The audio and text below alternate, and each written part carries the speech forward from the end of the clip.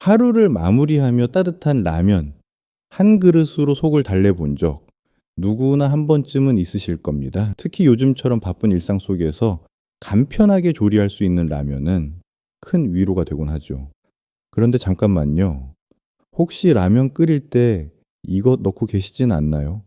그렇게 자주 끓여 먹는 라면에 무심코 넣는 어떤 재료 하나가 췌장 건강에 치명적인 영향을 줄 수 있다는 사실 알고 계셨나요? 단순히 맛을 더해주는 정도로 생각했던 그 재료가 췌장암의 위험을 무려 5배나 높일 수 있다고 한다면 지금까지의 습관을 다시 돌아보게 될 수밖에 없습니다. 물론 라면 자체가 나쁘다는 건 아닙니다. 하지만 우리가 무심코 추가하는 가공육이라는 재료가 문제입니다. 햄, 소시지, 슬라이스 치즈 같은 것들이죠. 아니, 그게 그렇게 안 좋았어? 하시는 분들 많으시죠? 네, 저도 놀랐습니다. 그동안 이런 재료들을 넣으며 한 번쯤 괜찮겠지 했던 생각이 실은 췌장을 점점 병들게 하고 있었던 걸지도 모릅니다. 하지만 걱정하지 마세요. 라면을 끊으라는 이야기는 절대 아닙니다. 라면은 우리의 영원한 친구니까요. 단지 조리할 때 이것만 바꾸면 췌장 건강을 충분히 지킬 수 있는 방법이 있습니다. 저는 건강 정보를 연구하고 전달해온 15년 경력의 건강 전문 콘텐츠 작가입니다. 시니어 분들의 식습관과 생활 속 습관 변화가 얼마나 중요한지 누구보다 잘 알고 있기에 오늘 영상에서는 실제 췌장암 환자들과 전문가들의 조언을 토대로 가장 실천하기 쉬운 라면 건강 조리법을 알려드리겠습니다. 참, 말씀드리기 전에요. 이 영상 꼭 끝까지 보셔야 합니다. 왜냐고요? 이 영상을 끝까지 보시면 평소처럼 라면을 드시면서도 췌장을 보호할 수 있는 매우 구체적인 조리 방법을 알 수 있습니다. 특히 영상 후반부에서는 우리가 흔히 착각하는 라면 조리법의 숨은 함정과 이를 바꿔낼 가장 중요한 한 가지 실천 팁도 함께 전해드릴 예정입니다. 혹시 주변에 라면을 자주 드시는 분이 계시다면 이 정보를 꼭 함께 나눠주세요. 매일 먹는 식사가 건강을 지키는 열쇠가 될 수 있습니다. 지금 구독과 좋아요를 눌러주시면 앞으로도 쉽고 실천 가능한 건강 팁을 꾸준히 받아보실 수 있습니다. 자, 그럼 본격적으로 들어가 볼까요? 라면을 끓일 때 우리가 흔히 넣는 슬라이스 치즈나 햄, 소시지 같은 가공육은 오히려 라면의 맛을 더해주는 재료로 여겨지기 쉽습니다. 국물은 더 고소해지고 면은 더 풍성하게 느껴지니까요. 하지만 여러분, 여기에 큰 함정이 있습니다. 이런 맛의 만족 뒤에는 생각보다 무서운 대가가 숨어 있습니다. 특히 췌장이라는 기관에 있어서는 말이죠. 췌장은 우리가 먹은 음식을 소화시키는 중요한 효소를 만드는 기관인데요. 마치 공장의 일꾼처럼 쉴 새 없이 일합니다. 그런데 이 기관이 계속해서 기름기 많고 짠 음식을 처리하게 되면은 과로 상태에 빠지게 됩니다. 그렇게 되면 염증이 생기고 회복이 늦어지며 결국 심각한 질환으로 이어질 수 있습니다. 에이, 설마 치즈 한 장 넣는 게 그렇게 무섭겠어? 바로 이게 문제입니다. 많은 분들이 라면에 치즈 한 장 넣는 게 뭐 그리 큰일이냐고 생각하실 수 있습니다.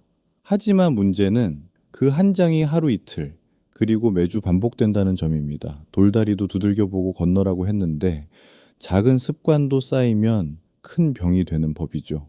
반복된 자극은 췌장의 염증을 누적시키고 결국엔 췌장 세포의 손상으로 이어질 수 있습니다. 특히 가공육 속에 들어있는 아질산염이라는 물질은 체내에서 발암물질로 전환될 수 있다는 사실이 과학적으로도 입증되었습니다. 이 물질은 췌장뿐 아니라 위나 대장 등 다른 소화기관에도 해로울 수 있지만 췌장은 특히나 재생력이 낮고 민감한 기관이라 더 치명적일 수밖에 없습니다. 그런데 말입니다. 이게 끝이 아닙니다. 게다가 라면의 짠 국물, 높은 온도, 그리고 여기에 기름진 가공육이 결합되면 췌장이 받는 부담은 몇 배로 늘어나게 됩니다. 마치 삼중고를 겪는 것과 같죠. 자, 여기서 깜짝 놀랄 만한 통계 하나 말씀드리겠습니다. 실제로 최근 국내외 연구에 따르면 가공육 섭취가 많은 사람은 그렇지 않은 사람보다 췌장암 발생률이 3배에서 많게는 5배까지 높다는 통계도 발표된 바 있습니다. 5배요. 5배. 이거 장난 아니죠. 이런 수치를 보면은 단순히 맛을 위해 넣는 재료가 아니라는 걸 확실히 느낄 수 있습니다. 그래서 중요한 건 이런 식습관이 얼마나 자주 반복되느냐입니다. 가끔 한 번쯤 넣는다고 해도 그 한 번쯤이 쌓이면 결국에는 췌장을 지치게 만드는 원인이 될 수 있습니다. 그리고 여기가 제일 무서운 부분인데요. 췌장이 손상되기 시작하면은 초기에는 아무런 증상이 나타나지 않아 더 무섭습니다. 마치 소리 없이 다가오는 도둑 같다고 할까요? 어느 날 갑자기 소화가 안 되거나 평소보다 피로감이 심하거나 복부에 묵직한 통증이 생긴다면 이미 췌장이 보내는 위험 신호일 수 있습니다. 아이고, 그럼 어떡하나 걱정되시죠? 자, 그럼 이제 해결책을 말씀드리겠습니다. 물론 걱정만 할 필요는 없습니다. 이 모든 문제는 습관을 바꾸면 충분히 예방할 수 있습니다. 라면을 끓일 때 가공육을 빼고 다른 건강한 재료로 대체하는 것만으로도 췌장의 부담을 크게 줄일 수 있습니다. 그럼 뭘 넣어야 하는데 궁금하시죠? 그럼 어떤 재료가 더 나은 선택일까요? 실제로 췌장을 덜 자극하면서도 맛은 유지할 수 있는 재료들이 있습니다. 첫 번째, 바로 달걀입니다. 대표적으로 달걀은 좋은 단백질 공급원이자 췌장에 큰 부담을 주지 않는 식재료입니다. 익혀서 먹으면 소화도 잘 되고 라면 국물과도 잘 어울립니다. 옛날부터 계란 풀어 먹으면 든든하다고 하지 않았습니까? 우리 어르신들 말씀이 다 이유가 있는 겁니다. 두 번째, 채소를 넣으세요. 숙주나물이나 양배추 같은 채소들도 좋은 선택입니다. 이 채소들은 섬유질이 풍부해서 소화를 도와주고 췌장이 일을 덜하게 만들어줍니다. 특히 청경채는 열을 가해도 무르지 않고 아삭한 식감을 유지하면서도 췌장을 편안하게 해주는 대표적인 채소 중 하나입니다. 여기에 김치처럼 발효된 식재료를 곁들이면 소화가 더 쉬워지고 맛의 균형도 잡히게 됩니다. 우리 어르신들 김치 안 드시는 분 없으시죠? 이게 바로 건강의 비결이었습니다. 그런데 여러분, 여기서 한 가지 더 중요한 게 있습니다. 라면의 국물도 조절이 필요합니다. 많은 분들이 라면 국물을 다 마시는 걸 당연하게 여기지만 국물 속에는 생각보다 많은 나트륨과 기름이 들어 있습니다. 국물이 제 맛인데 하시는 분들 계시죠? 알아요. 저도 그랬으니까요. 근데 이게 문제라니까요. 췌장은 이런 짠 음식에 매우 민감하게 반응합니다. 그래서 라면을 먹을 때 국물을 절반 이하로 남기고 스프는 처음부터 절반만 넣는 습관을 들이는 것이 좋습니다. 이렇게 하면은 맛은 유지하면서도 췌장이 받는 스트레스를 줄일 수 있습니다. 자, 이제 정말 중요한 얘기 들어갑니다. 집중하세요. 조리 방식도 중요합니다. 요즘 일부 레시피에서는 라면을 더 맛있게 만들기 위해 면을 따로 기름에 볶거나 버터를 넣는 방법을 소개하곤 하는데요. 이 방법은 사실 췌장 입장에서 보면은 악몽 같은 조리법입니다. TV에서 연예인들이 버터 넣고 볶는 거 보셨죠? 맛있어 보이긴 한데 췌장이 울고 있습니다. 췌장은 우리가 섭취한 지방을 분해하는 역할을 하는데 지방 섭취가 많아질수록 그만큼 더 많은 효소를 만들어야 하고 이 과정에서 췌장은 과부하 상태에 빠지게 됩니다. 그런데 말입니다. 이야기가 여기서 끝나지 않습니다. 췌장의 이런 과부하는 혈당 조절에도 영향을 미칩니다. 라면은 정제된 탄수화물이기 때문에 먹는 즉시 혈당이 급격히 올라가게 되는데 췌장은 이때 인슐린이라는 호르몬을 분비해서 혈당을 조절합니다. 그런데 동시에 기름기 많은 재료까지 들어오면은 인슐린 분비 외에도 소화 효소까지 만들어야 하니 췌장 입장에서는 이중으로 힘든 상황이 되는 셈이죠. 마치 한 사람이 두 가지 일을 동시에 하라는 것과 같습니다. 힘들겠죠. 자, 그럼 어떻게 해야 할까요? 이럴 때 가장 좋은 방법은 라면과 함께 단백질과 섬유질을 곁들이는 것입니다.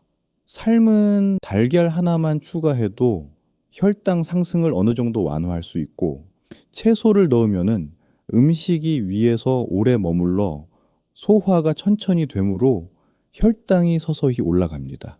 이런 식으로 라면의 자극을 줄여주면은 췌장은 한결 편안하게 일할 수 있습니다. 간단하죠?